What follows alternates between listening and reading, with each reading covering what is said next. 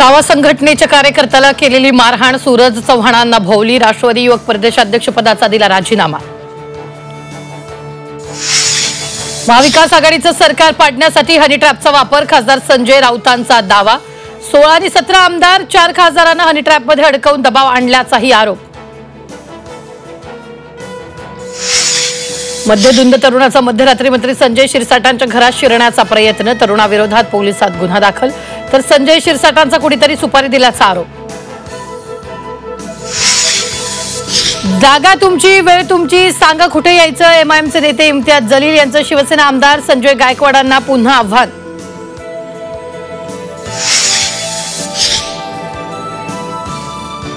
दोन 2006 साली मुंबईतल्या लोकल साखळी बॉम्बस्फोट प्रकरणातील सर्व 12 आरोपींची निर्दोष मुक्तता, मुंबई हायकोर्टाचा मोठा निकाल, तर राज्य सरकार सर्वोच्च न्यायालयात जाणार।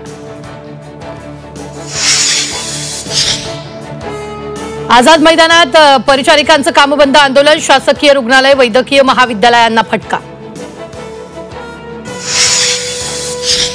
पुणे महापालिकेतील बैठकीत गोंधळ, गणेशोत्सव पूर्वतयारीची बैठकीत सुरू असताना गोंधळ।